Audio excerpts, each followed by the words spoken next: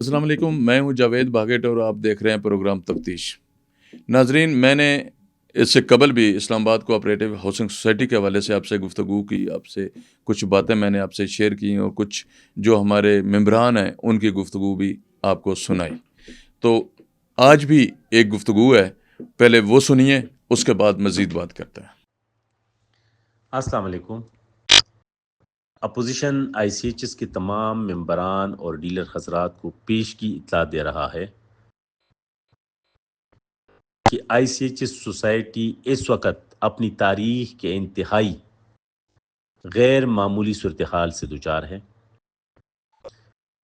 और इस गैर मामूली सूरत हाल की वजह खुद ICHS की मैनेजमेंट है। ICHS की मैनेजमेंट इस वक्त दो हिस्सों में डिवाइड है। एक तरफ सदर इब्राहिम बलोच साहब और दूसरी तरफ बाकी काबीना है। और इस तकसीम की वजह ICHS के सदर इब्राहिम बलोच साहब के हुक्म पे अमल ना करना। बहुत शुक्रिया। जी नाजरीन, आपने सुना कि अपोजिशन की एक शख्सियत जो है वो ये बता रही है कि इस्लामाबाद कोऑपरेटिव हाउसिंग सोसाइटी जो है उसकी मैनेजमेंट दो हिस्सों में तकसीम हो चुकी है, जिसकी वजह से मेंबरान को ज़्यादा परेशानी का सामना है। तो नाजरीन, ये कोई बात नई नहीं है। अब ये जो भाई बात कर रहे हैं मुराद साहब, ये बताने की कोशिश कर रहे हैं कि हमें इस पे क्या लाए अमल इख्तियार करना चाहिए, हमें तमाम मेंबरान को एक पेज पे होना चाहिए। तो मुराद साहब, ये ऑलरेडी जो मेंबर हैं ये ऑलरेडी तकसीम है, ये ग्रुप्स में तकसीम है। जिस तरह मैनेजमेंट कमेटी तकसीम है, इसी तरह उनके ग्रुप भी, ये आपके जो हैं लोग, ये भी तकसीम है। कुछ लोग लैंड स्टॉक के साथ मिले हुए हैं और कुछ भलाई चाहते हैं मेंबरान की, लेकिन अक्सरियत जो है वो लैंड स्टॉक माफिया के साथ मिली हुई है। अब अगर आप इब्राहिम बलोच की बात करते हैं तो मैं ये समझता हूँ कि इब्राहिम बलोच सदर है सोसाइटी का, वो बहुत सारे इख्तियारात रखता है, वो चाहे तो वो कुछ भी कर सकता है। लेकिन आपके ख्याल में वो सही डगर पे है, मेरे ख्याल में वो सही डगर पे नहीं है। मैं ये समझ रहा हूँ कि ये जितना कुछ जो कुछ हो रहा है वो ये इब्राहिम बलोच की मर्ज़ी से हो रहा है। इब्राहिम की बलोच की मर्ज़ी के बगैर एक पत्ता भी सोसाइटी में नहीं हिल सकता। और आप इस बात को जानते हैं कि इब्राहिम बलोच को लाने वाले कौन हैं। सिर्फ आप नहीं हैं, आपने उस पर एतराज़ नहीं किया होगा, मैं इस बात को मानता हूँ, लेकिन जो उसको लाने वाले हैं वो वही लोग हैं और वो लोग जो चाहेंगे वही उस सोसाइटी में होगा। एक बात आप पहले दिन से लगे हुए हैं उस बात पे, आप हर बात पे इब्राहिम बलोच से इत्तफाक करते हैं, लेकिन आपकी किसी बात से इब्राहिम बलोच ने आज तक इत्तफाक नहीं किया। आपने उनको कहा कि आप सर्कल रजिस्ट्रार को लिखें कि ये जो 3500 फैलों की बात आप कर रहे हैं उसकी इंक्वायरी करें।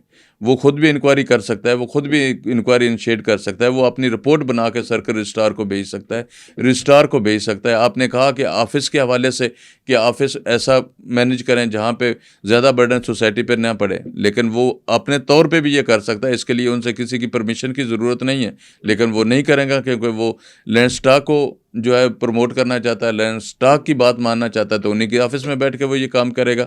आपने उनसे कहा कि आप मेहरबानी करें कि फीसें ना बढ़ाएं, लेकिन उन्होंने आपकी बात नहीं मानी, उन्होंने फीसें बढ़ाई।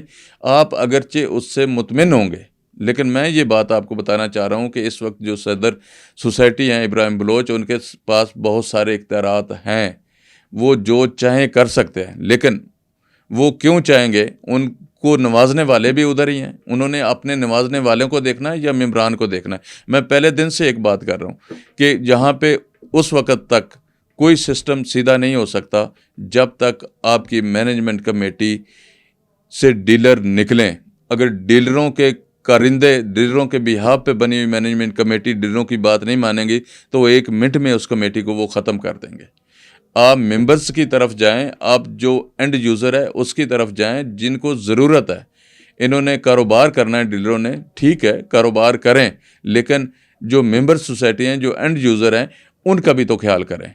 ये अपने पैसे कमाने के लिए कुछ भी करने को तैयार हो जाएंगे, कुछ भी करने को तैयार हैं, कुछ भी कर रहे हैं, लेकिन आप इनके बेनिफिट्स को नज़रअंदाज नहीं कर सकते। वो अपने बेनिफिट के अलावा कोई बात नहीं करेंगे, वो आपके बेनिफिट की तरफ बिल्कुल भी ध्यान नहीं देंगे। वो सिर्फ अपना बेनिफिट देखेंगे और उनका बेनिफिट देखेंगे जो उनको लेके आए। मैंने पिछले प्रोग्राम में भी जिक्र किया कि किस तरह से ICH کی موجودہ انتظامیہ جو ہے ممبران کے ساتھ کھلواڑ کر رہی ہے، اور یہ وہی پرانا طریقہ کار ہے۔ پرانے طریقہ کار میں یہ تھا کہ وہ جو پرانی انتظامیہ تھی، جس کو آپ اور میں سارے برا بھلا کہہ رہے ہیں کہ انہوں نے اس طرح کر دیا، حالانکہ اس میں جو 70-80% جو حصے داری ہے وہ لینڈ سٹاک کی ہی ہے، اس میں اس کو خراب کرنے میں انہی کا اہم کردار ہے۔ جو ڈیلیں ہوئیں انہی کی ہوئیں، جو سیل پرچیز ہوئی انہی کی ہوئی، جو ریٹس ہوئے انہی کی ہوئی، انہی کی مشاورت سے ہوئے۔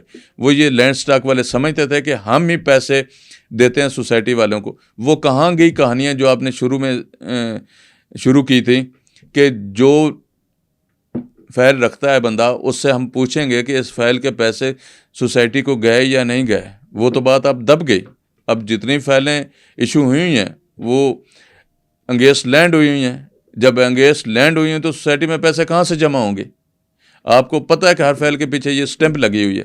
تو یہ جو سلسلہ شروع کیا تھا ابراہیم بلوچ نے، یہ میرے خیال میں تو یہ بالکل فلاب شدہ بات ہی، اس کا کوئی فائدہ نہیں ہوگا، نہ آنے والے وقت میں، نہ مستقبل میں، اور نہ ہی حال میں، اور نہ ہی ماضی میں اس کو ہوا۔ ماضی میں بھی لوٹا گیا، موجودہ دور میں بھی لوٹا جا رہا ہے، اور مستقبل میں بھی اگر یہی سلسلہ رہا تو مستقبل بھی اسی طرح ہی ہے ممبران کا، وہاں پہ کوئی فائدہ نہیں ہونا۔ کیا جو ابتدائی طور پہ ریسرچ سوسائٹی نے احکامات جاری کیے تھے، جو ہی یہ کمیٹی بنی تھی، اس پہ عمل درآمد ہوا؟ نہیں ہوا۔ کیا یہ NOC کی طرف جا رہے ہیں؟ NOC میں کیا پیش رفت ہے؟ کچھ بھی نہیں ہے۔ جب وہاں لیگل پوزیشن پہ آپ اتنے کمزور ہیں تو آپ کیا کریں گے؟ آپ اگر اپوزیشن کر رہے ہیں، حالانکہ آپ کی اپوزیشن پہ بھی لوگوں کو بڑا اعتراض ہے، آپ اپنے گروپوں میں سن سکتے ہیں، دیکھ سکتے ہیں، جو لکھ رہے ہیں لوگ یا جو باتیں کر رہے ہیں کہ یہ اپوزیشن کیا ہے، یہاں پہ کوئی اپوزیشن نہیں ہے۔ وہ یہ سمجھتے ہیں کہ صرف یہاں پہ لینڈ سٹاک ہی ہے۔ تو آپ مراد صاحب اس بات کو لے کے چلیں، اس بات کو بھی آپ دیکھیں کہ بینیفٹس جن کے بہاف پہ آپ نے سٹینڈ لیا ہے ان کو کہاں تک ہو رہا ہے یا نہیں ہو رہا۔ جو باتیں ابراہیم بلوچ نے کی اس پہ وہ عمل کیوں نہیں کر رہا؟